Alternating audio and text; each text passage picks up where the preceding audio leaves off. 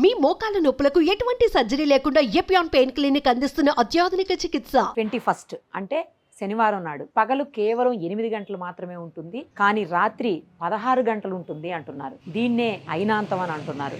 అలాగే సూర్యుడి నుంచి భూమి ఉత్తరార్ధగోళం చాలా దూరంగా జరగటం వల్ల ఈ సంఘటన ఏర్పడుతోంది. అందుకనే నైట్ చాలా పెద్దగా ఉంటుంది అంటున్నారు. అయితే నైట్ పెద్దగా ఉంటుంది అంటే ఎప్పుడు చీకటి అయిపోతుంది, ఎప్పుడు ఉదయం అవుతుంది, అంటే లైటింగ్ అనేది ఎంత టైం వరకు ఉంటుంది అనేది అందరిలో ఒక చిన్న ఆసక్తి రేపించే క్వశ్చన్గా ఉంది. సో ఈ విషయాలనే మనకి క్లియర్గా అసలు ఎందుకు ఇలా జరుగుతుంది, ఎప్పుడు జరుగుతుందా, ఇదే ఫస్ట్ టైమా, ఇంతకుముందు ఎన్నిసార్లు జరిగింది, ఇక ముందు జరుగుతుందా, ఇవన్నీ చెప్పేందుకు ప్రస్తుతం మనతో పాటు ఉన్నారు కెమిస్ట్రీ ప్రొఫెసర్ కోయ వెంకటేశ్వరరావు గారు. ఒక్కసారి ఆయనతో మాట్లాడదాం.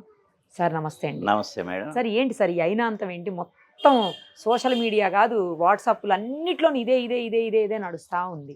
అంటే ఏంటి అసలు? ఒక విధంగా ఇది చెప్పాలి అంటే భూమి సూర్యుడి చుట్టూ తిరిగే విధానంలో నిరంతరం జరిగే మార్పుల వలన ఇలాంటి విషయాలు మనకు ఉత్పన్నం అవుతాయి. నిజానికి భూమి గనక టోటల్ స్పెరికల్గా ఉండి ఒకే తన అక్షం చుట్టే తిరుగుతూ ఉన్నట్లయితే ఈ సమస్య వచ్చేది కాదు.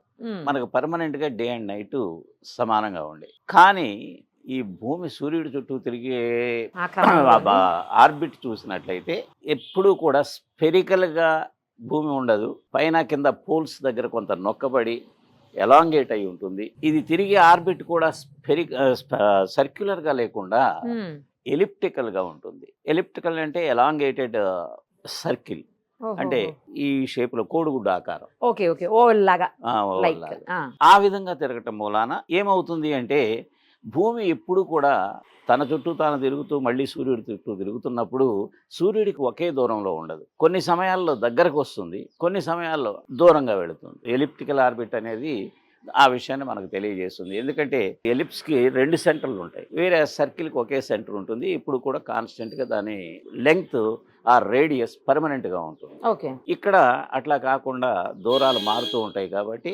ఎప్పుడైతే భూమి సూర్యుడికి ఆర్బిట్లో తిరుగుతున్నప్పుడు ఎలిప్టికల్ పొజిషన్కి దూరంగా వెళ్ళినప్పుడు డెఫినెట్గా సూర్యుడి యొక్క కాంతి కిరణాలు భూమి మీద పడే అవకాశం తక్కువైపోవటం మూలాన మనకి చీకటిలాగా అనిపిస్తుంది. అదే ఎప్పుడు కూడా మీరు దాన్ని ఈక్వేటర్ దగ్గర కనుక చూసినట్లయితే భూమధ్య రేఖ దగ్గర అక్కడ రేస్ ఎప్పుడు సమానంగా ఉంటాయి. కాబట్టి ఆ ప్రాంతాల్లో నివసించే వాళ్ళకి మాకు డే అండ్ నైట్ సమానంగా ఉంటాయి అనిపిస్తుంది. ఇప్పుడు నార్త్ పోల్ వైపు, సౌత్ పోల్ వైపు మీరు అన్నట్లు hemisphere towards north, hemisphere towards south తీసుకున్నట్లయితే వాళ్ళకి ఈ ప్రాబ్లమ్స్ వస్తాయి. ఇవి అసలు భూమి తిరుగుతూ తన యాక్సిస్ చుట్టూ తిరగకుండా ఒక 23.5 డిగ్రీలు టిల్ట్ అయ్యి, అంటే తన యాక్సిస్ స్ట్రైట్గా ఉంటే ఇది 23.5 డిగ్రీలు టిల్ట్ అయ్యి ఇంకో పక్కకి ఆ యాక్సిస్ చుట్టూ తిరుగుతుంది కొత్తది. ఓకే, దీనివల్ల ఏమవుతుంది, సూర్యుడి కిరణాలు దీని మీద పడే విధానంలో చాలా మార్పు వస్తుంది. ఒక దగ్గర చాలా ఎక్కువగా పడుతుంది, ఒక దగ్గర చాలా తక్కువగా పడతాయి. దీని మూలాన మనము సూర్యకిరణాలను బట్టే డే అండ్ నైట్ నిర్ణయిస్తాం. కాబట్టి తక్కువ కిరణాలు పడే దగ్గర డే టైము తక్కువ ఉంటుందని, ఎక్కువ కిరణాలు పడే దగ్గర డే టైం ఎక్కువ ఉంటుంది అనుకుంటాం. ఇక్కడ మనకి ఒక 4 ఈ భూమి సూర్యుడికి చెందినటువంటి పాయింట్లు గుర్తుండాలి. ఈక్వినాక్స్లు అంటే 2, ఈ ఇప్పుడు మనకు వచ్చినటువంటి ఇది ఒక డే, తర్వాత ఇలాంటి డేనే మనకి డిసెంబర్లో వస్తుంది.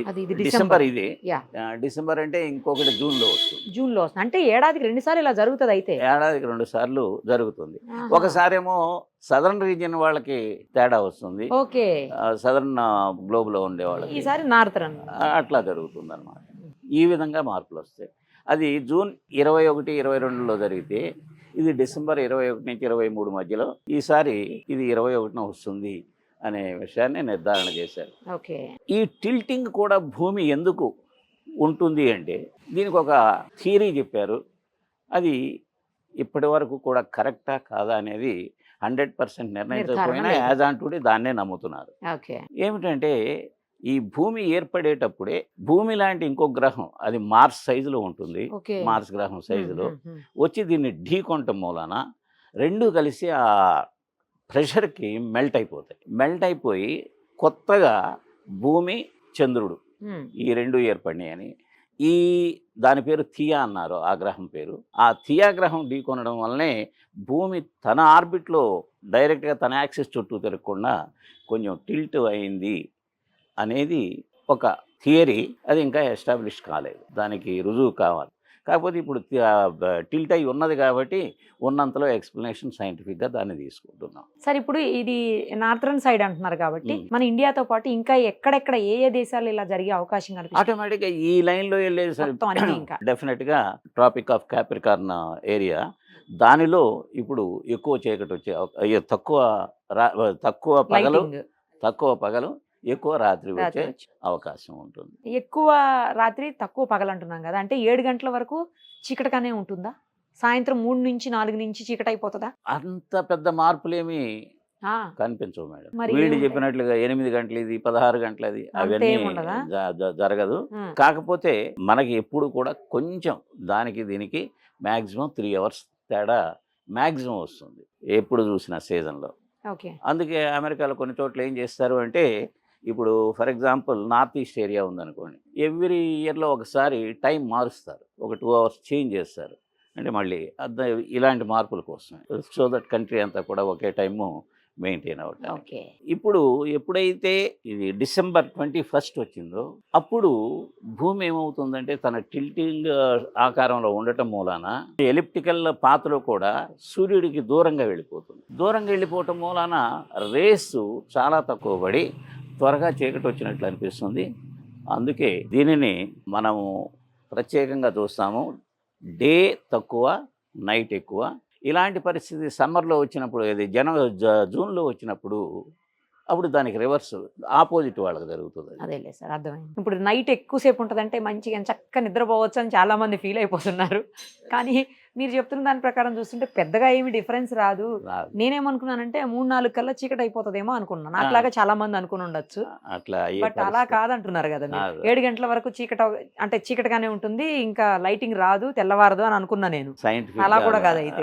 సైంటిఫిక్ గా అట్లా ఉండే ప్రసక్తే లేదు మేడం. ఓకే, మనకి ఏమన్నా కొంచెం మార్పులు జరగాలి అంటే అది 40,000-50,000 సంవత్సరాలకి, అది కూడా అంత ఎక్స్ట్రాడినరీ మార్పులు అయితే రావు. కానీ టిల్టింగ్ ఉందో చూసారా, ఇప్పుడు ప్రస్తుతం 23.4 degrees టిల్ట్ అయి ఉంది తన ఒరిజినల్ యాక్సిస్కి. అది 22 degrees తగ్గే అవకాశం ఉంటుంది. ప్రతి 50 సంవత్సరాల్లో ఆ మార్పు చూస్తున్నారు. 50,000 సంవత్సరాల్లో, ఆ 50,000 సంవత్సరాల్లో ఈ టైముల్లో మార్పులు ఎక్కువ చీకటి, లేకపోతే కొన్ని చోట్ల ఎక్కువ ఎండ, ఇలా వచ్చే అవకాశం ఉంటుంది. నార్మల్ గానే శీతాకాలం కొంచెం మనకి నైట్, ఈ వింటర్ సీజన్ అంతా ఎక్కువ, అందుకే దీన్ని వింటర్ పరంగా చెప్తాం అనమాట. అదేమో సమ్మర్ పరంగా ఏది జూన్లో కరెక్ట్ గా సూర్యుడు ఫర్ ఎగ్జాంపుల్ మన కంట్రీ లాంటి దగ్గర ఈక్వేటర్ మీదే ఉంటాడు 2 రోజులు భూమధ్య రేఖ కొన్ని టయాల్లో. అప్పుడు 2 టయాలు ఆల్మోస్ట్ సమానంగా ఉంటాయి. అది మార్చిలో ఒకటి ఉంది, మార్చి 21, ఇంకోటి సెప్టెంబర్లో ఉంది. ఇలా కూడా ఉంటుంది అయితే, అట్లా కూడా ఉంటుంది. ఆ విధంగా కంటిన్యూస్ టైం చేంజ్ చేస్తూ ఉంటుంది. రైట్ సార్, క్లియర్గా క్లారిటీగా అసలు ఏం జరిగింది, ఏం జరగబోతోంది, అది తర్వాత దాని పరిణామాలు ఏంటి అనేది కూడా ఎక్స్ప్లెయిన్ చేశారు. Thank you sir, thank you so much. నమస్తే మేడం. సుమన్ టీవీలో మీ పర్సనల్ అండ్ బిజినెస్ ప్రమోషన్స్ కోసం కింది నెంబర్కి కాంటాక్ట్ చేయండి.